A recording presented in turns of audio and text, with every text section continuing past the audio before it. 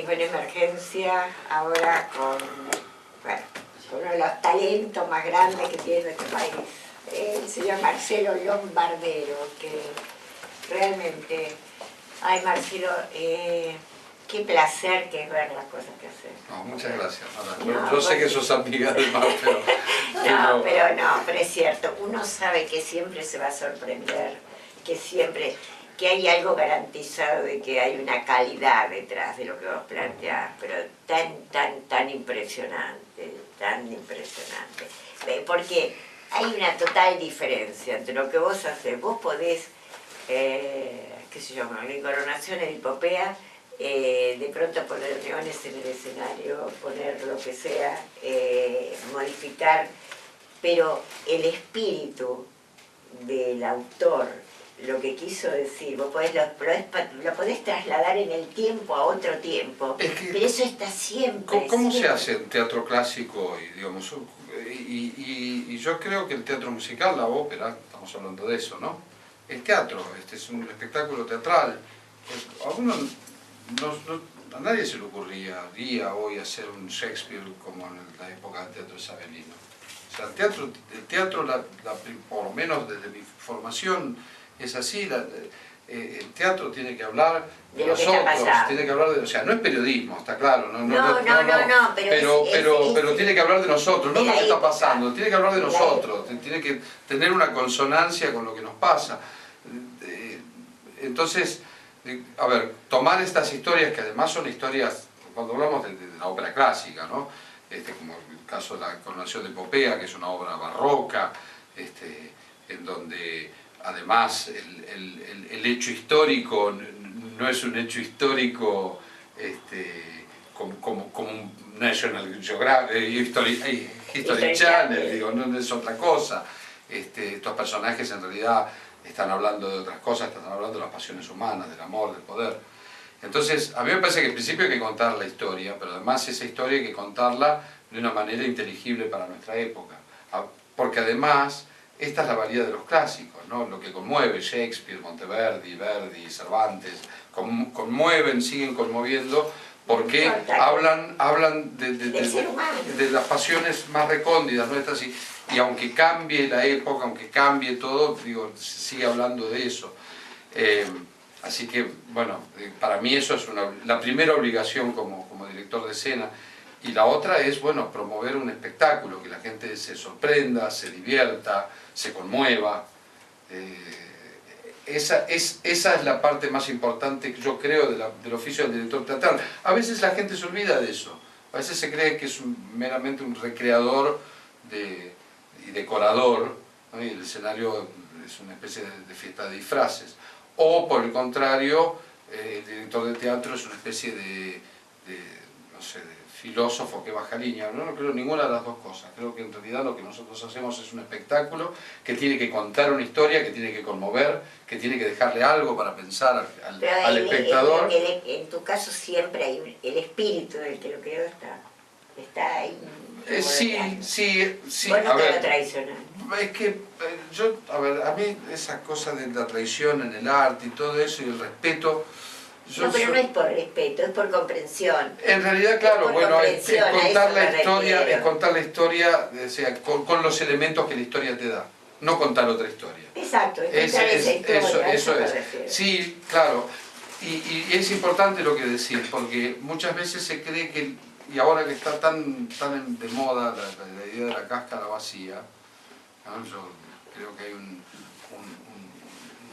empecinamiento en mostrar cáscaras vacías y poco contenido. Pensar que cuando uno cuenta una historia, la cuestión tiene que ver con dónde uno se para a contarlo, sino en realidad qué es lo que está contando y cómo lo está contando. A mí me pasó el año pasado con una producción que hice de Macbeth en el Teatro Colón, que mucha gente no se quedó, un grupo de gente no se quedó muy contenta porque supuestamente no pasaba en Escocia ni en el siglo XII, una traslación de época, pero donde se contaba la historia. Pero yo creo que más allá del problema ese en sí, que es la traslación temporal de una historia para contarla, yo creo que lo que molestaba era otra cosa, que era el mensaje subliminal que tenía la puesta, que en el final de la obra el Macbeth es ajusticiado y coronan al nuevo rey. Rey no es mejor que Macbeth. Claro. O sea, yo creo que ese punto del cambio, que en realidad no es un cambio, sino que es en realidad una continuidad del pensamiento de Shakespeare, seguramente. Sí, esa parte a mucha gente que en el Gran Abuelo del Teatro Colón no le gustó, porque digo, esto que se producía ahí, ¿no? que esta mirada pesimista de un cambio que finalmente no se realiza, que digamos el que viene es peor que el que estaba, yo creo que es lo que molestó. Entonces, a veces digo, el punto de vista del director también irrumpe, uno tiene un punto de vista, indudablemente, siempre. Absolutamente. Y político, ¿no? Absolutamente. Bueno, y Shakespeare lo hacía casi siempre eso, de demostrarte que el que venía no siempre era mejor. No, absolutamente, absolutamente. Yo, en el caso de Macbeth, si nos detenemos un poquito, siempre me molestó una cosa de Macbeth, porque Macbeth en realidad es un villano, pero es un villano que la historia está contada desde el punto de vista de los triunfadores, o sea, del imperio. En realidad Shakespeare es un inglés que cuenta la historia de un supuesto tirano escocés, que un grupo de supuestos patriotas escoceses se alían al poder imperial inglés para derrocar al tirano Macbeth. ¿Cómo sería la historia contada desde el punto de vista del tirano Macbeth? ¿No? Por ejemplo, siempre me interesó a ver cómo sería leer Macbeth desde otro lugar, no desde el imperio, no desde Shakespeare, sino desde otro lugar. Es muy interesante, siempre hay otro lugar. Absolutamente, siempre hay otra mirada.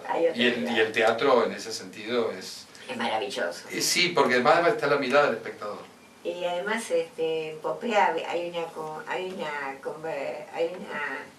conversación con Séneca. Con Séneca, que es maravillosa. Pues esa conversación puede ser... La conversación de Nerón con Séneca. Nerón con Séneca puede perfectamente ocurrir en donde Séneca, como una especie de político conservador, le plantea problemas morales y políticos morales y fundamentos filosóficos de las leyes, y Nerón le dice: yo soy el poder, yo hago lo que quiero, a mí no me interesa nada las leyes, si la ley no me interesa, hago otra. Sí. La ley es para los que no tienen nada,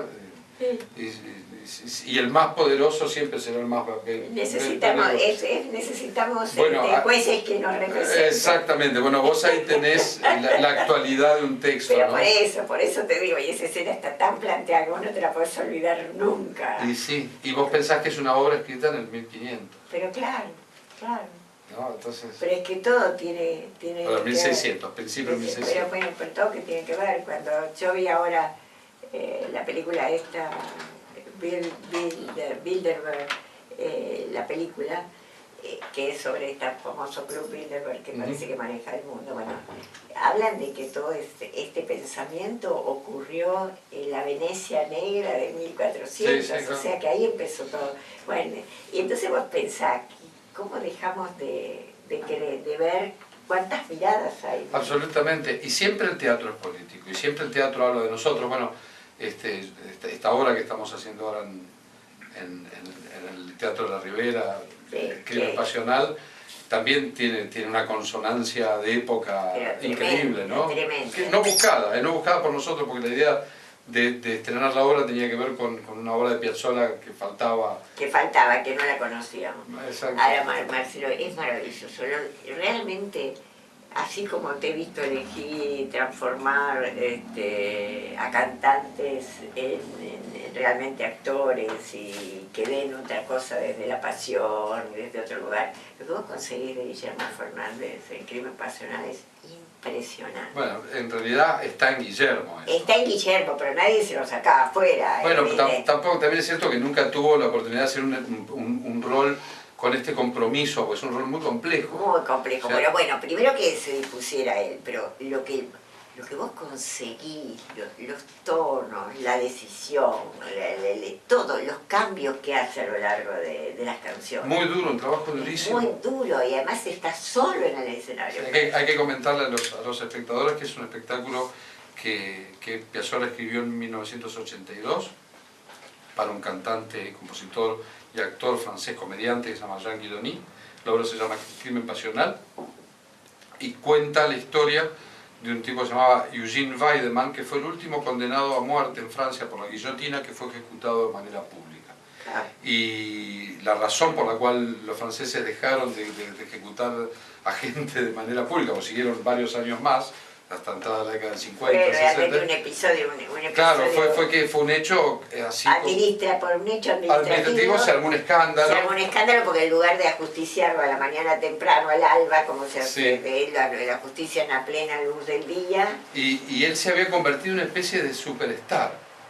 Y eso es algo que, o sea, las mujeres le mandaban cartas, a los grandes asesinos han pasado siempre. Claro, pero él fue como el primero así, que además era un chico de cara bonita, culto, como una persona de clase media. Tiene un paralelismo con Robledo Puig, el personaje histórico, ¿no? Y bueno, cuentan una de las fuentes es Christopher Lee, el gran actor inglés que estuvo presente en la ejecución, siendo un niño. Cuentan que las mujeres gritaban de histeria, se llenó de gente, y las mujeres salieron corriendo, un grupo de mujeres, a mojar sus pañuelos en la sangre de este asesino serial que fue para llevarse. Y tal escándalo provocó la cosa que las autoridades francesas dijeron, bueno, no vamos a ejecutar a nadie más de manera pública, ahora lo vamos a hacer adentro de la cárcel de Versalles, porque estos escándalos no pueden ser. Piazzolla con Pierre Philippe, el libretista de la obra, componen una serie de 13 canciones que cuentan la historia, en realidad no cuentan la historia de este personaje, pero cuentan la historia de un asesino y en donde claramente la víctima es una mujer, o varias mujeres. Digamos, ellos toman la primera víctima, de Weidemann, que es una bailarina norteamericana que rapta y que la termina violando y matando. Que no tenía nada que ver con los otros crímenes extorsivos. No, y que es del único crimen del cual él se arrepiente. Entonces toman esa anécdota y bueno, lo difícil y lo duro del espectáculo es que en este momento, sobre todo, donde se toca un tema tan sensible como el tema del femicidio y la violencia de género, es que generalmente uno cuando aborda estos temas, los aborda desde el punto de vista de la víctima, que es el lugar cómodo para abordar un tema así. En este caso no, en este caso el que habla es el victimario. Entonces, y además es un victimario que es condenado a muerte.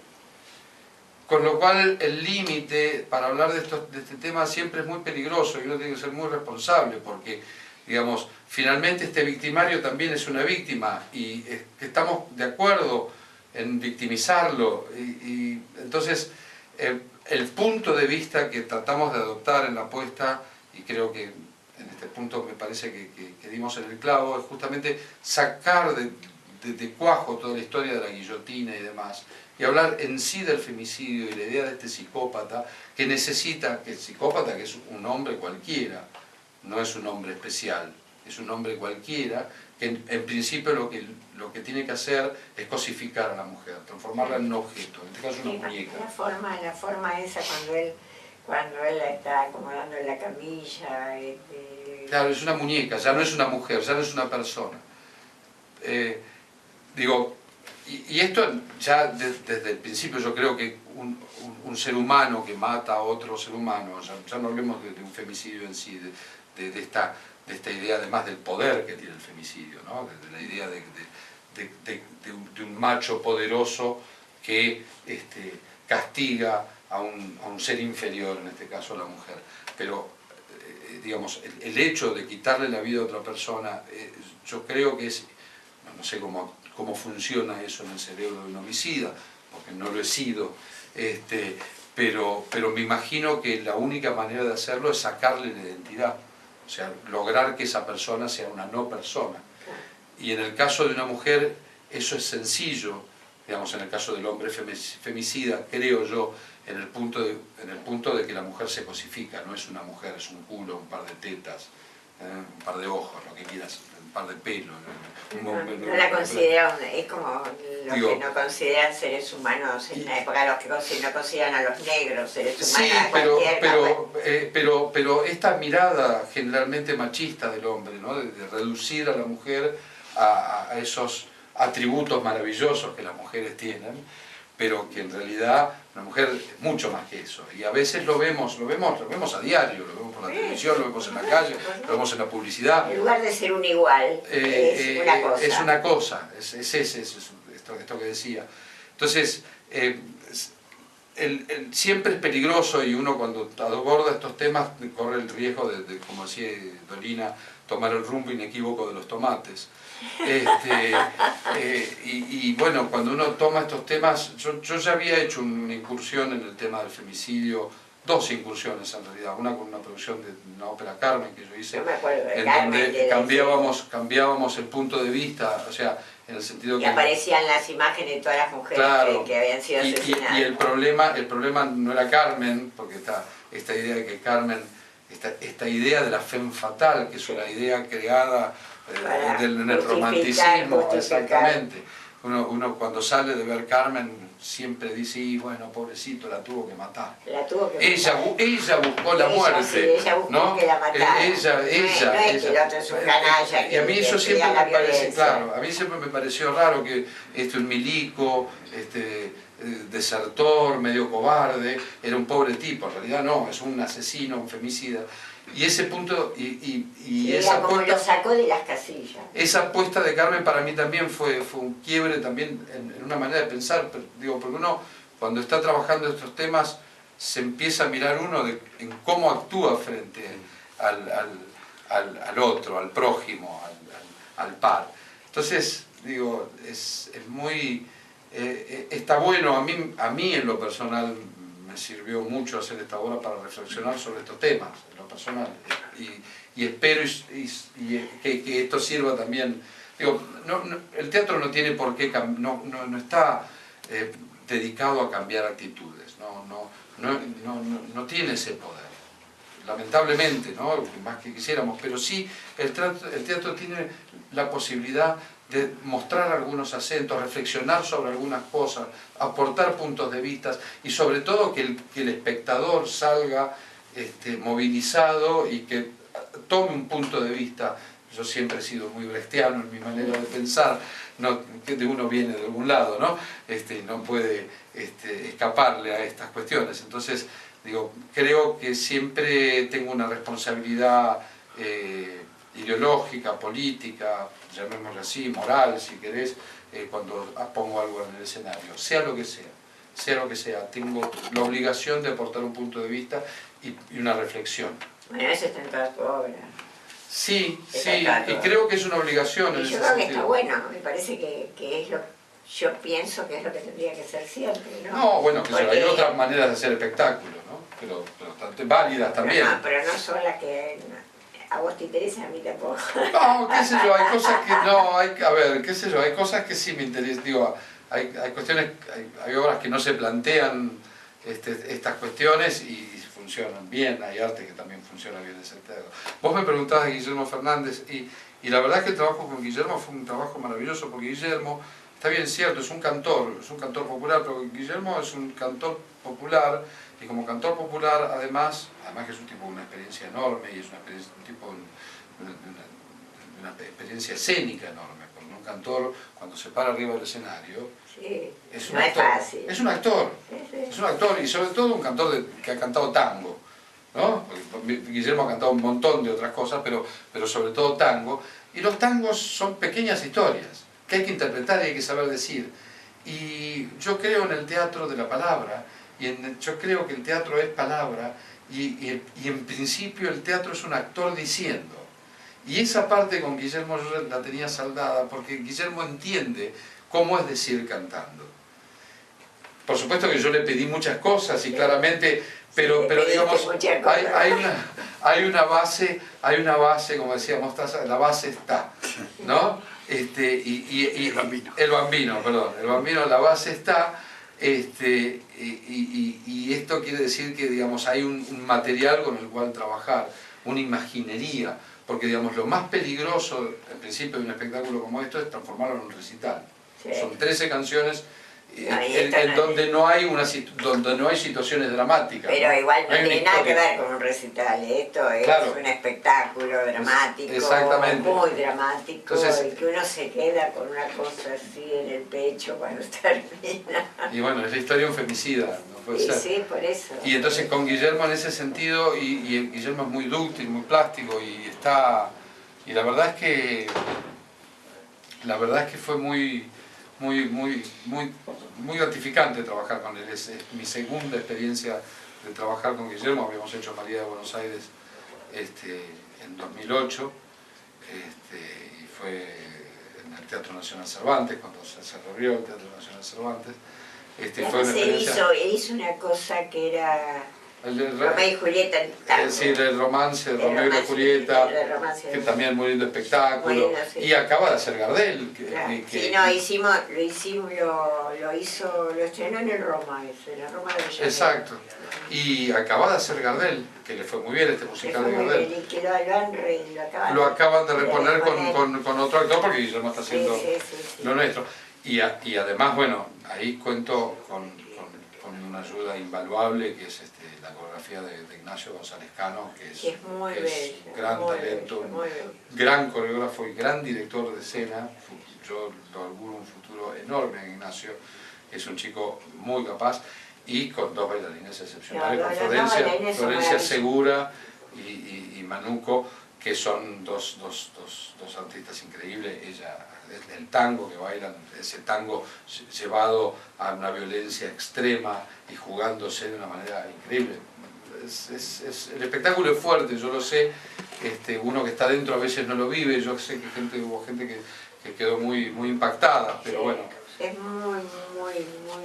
es duro. Con una música maravillosa. La música es maravillosa. Y con unos músicos increíbles. Los músicos son increíbles, pero además es el Piazzolla más lírico, ¿no? Sí, un Piazzolla extraño, porque hay un par de tangos, sí, pero después es otra música. Es otra música. Como música francesa, como bella. Jacques Brel, como sí, esa onda muy bello, muy bello. Esa una música urbana, ¿no? Sí. Bella, muy bella. La luz está muy bien. Bueno, es tu equipo. Cuento con un equipo, una joven escenógrafa, Noelia González Esbóboda, que me acompaña desde hace varios años en otros proyectos, en obras de cámara y demás. Bueno, ahora con Horacio Efron llevamos una gran cantidad de tiempo trabajando. Con Luciana. Y con Luciana. Para algún tiempo más. También, sí. Sí, la verdad es que además también el Teatro de la Ribera es un lugar precioso, y trabajar en La Boca para mí fue una experiencia maravillosa. Ese teatro, este mes que viví prácticamente en La Boca, porque me levantaba a la mañana, me iba al teatro y volvía a la noche tarde, me cruzaba la ciudad, porque yo vivo en Coglan, en el norte de la ciudad, pero la verdad es que vivir en La Boca, vivir este mes en La Boca fue una experiencia increíble, y trabajar en ese teatro con un equipo técnico increíble, con tipos que adoran lo que hacen, que aman el teatro, que cada vez hay menos de esa gente de oficio, encontrar utileros, maquinistas, iluminadores, y se notaba en cómo funcionaba la fluidez del espectáculo. Sí, porque es un espectáculo complejo y que funcionaba. Muy complejo. Y funcionaba todo. Muy complejo. Un espectáculo que pone en crisis a los teatros, porque están todas las secciones trabajando: video, movimiento de maquinaria. Bueno, hay 3 artistas, son pocos artistas, pero hay muchísimo movimiento: video, maquinaria, utilería, vestuario, todo el tiempo. Todo el tiempo. Y funcionó todo.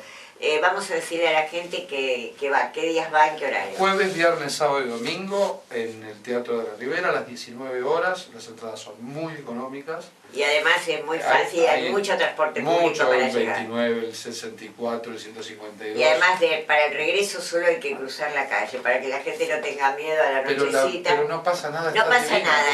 Está fresco. Pero lo que te quiero decir es que para que la gente sepa que no tiene que caminar cuando sale del teatro, que las paradas de los colectivos están cruzando la calle. Al frente, para todo muy iluminado. A las 19 horas, por eso, eso, que es un buen pero horario. está todo muy iluminado, por eso hay que decirle a la gente. Está hermosa La Boca, está hermosa la Boca, hay que ir. Es muy linda después, experiencia y el teatro está divino. No, el teatro está divino. Y si llegan un poquito antes, si tienen tiempo, pasan por la Fundación Proa, el museo Quinquela Martín, que está al lado de su museo. Maravilloso, maravilloso, con esas terrazas, con las esculturas. Todo. Y la obra, la verdad es que... es un paseo. Es un paseo y el sur y la Boca, que a veces es tan difícil, o es solamente caminito, es mucho más que eso. Sí. Es mucho más que está la usina ahí cerca, Catalinas. La verdad que además es un polo cultural muy importante la Boca, muy fuerte. Muy lindo. Escúchame, ¿te vas de vacaciones? ¿Te vas de gira? No, me voy de gira. No, de vacaciones, de gira. Va a varios lugares y después vuelvo a Buenos Aires porque en agosto hacemos nuestra apuesta de ascenso y caída de la ciudad de Majagoni. En el Colón. En el Teatro Colón. Ay, qué linda tu versión de eso, era maravilloso. Es una versión nueva que estrenamos el año pasado en el Teatro Municipal de Santiago de Chile. Es una fuerte apuesta, muy... La otra era muy linda. Arriesgada, muy... Esta es la versión grande. Yo había hecho esa obra amo esa obra. Pero es la misma obra que hizo Jaime Kogan, ¿te acordás? Sí. Aquella misma. Yo me acuerdo cuando la hizo en el Luna Park. Sí. Bueno, nosotros hicimos una nueva producción de eso, que bueno, que va a tener su impacto, estoy seguro. Bueno, seguro que yo voy a estar ahí porque todo lo que vos haces a mí realmente siempre me conmueve, tus Wagner, todas las cosas que has hecho. Muchas gracias. Desde que te conozco en Canciones de Cabaret, que ahí te conocí.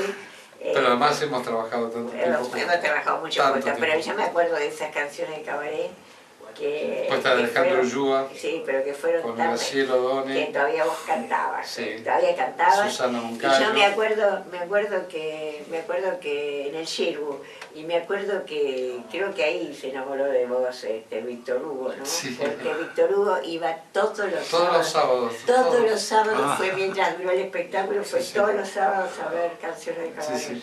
Que sigue teniendo un respeto así profesional. Víctor Hugo es una persona entrañable, además su compromiso con todo, con el arte, con el país, con la política, es un hombre apasionado y admirable. Yo es una de las personas que más admiro de este país. Sí, porque la pasión es una de las cosas que a uno le preocupa. La pasión, la coherencia, ¿no? La pasión, la coherencia, la sensibilidad social, cosas que nos faltan. Que nos faltan, pero que por suerte todavía hay gente que le importan esas cosas que son importantes, ¿no? La solidaridad social, la cultura, el arte. Y bueno, algunos lo siguen importando.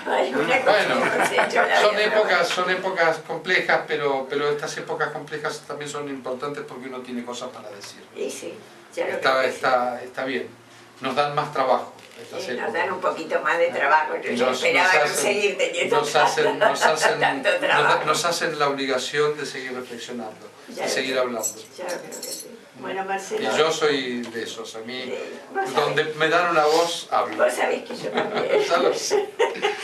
Y además, la verdad que el tema del femicidio es algo que, no sé, es tan difícil, es un tema cultural.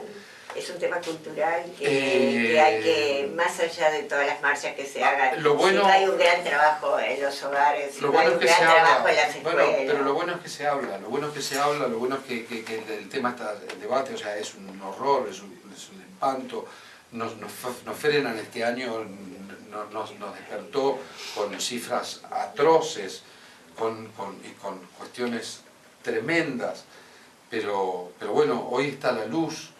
Y si se cercenan derechos porque se bajan planes de asistenciales, además tenemos la obligación de salir y seguir hablando y seguir diciendo, digo, desde el lugar de que sea. Entonces, digo, sí, son épocas difíciles, pero yo de chiquito aprendí que las crisis son oportunidades también, y son oportunidades para poner las cosas en blanco sobre negro y saber quién es quién y dónde uno está parado. Me parece bien. Entonces, digo, estas épocas son duras, son difíciles, pero son muy interesantes.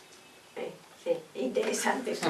Interesantes. Esperemos sobrevivirlas. Vamos a sobrevivirlas, ¿no? Vamos a sobrevivirlas. Bueno, han pasado cosas muy tremendas en este país y se han pasado, ¿no?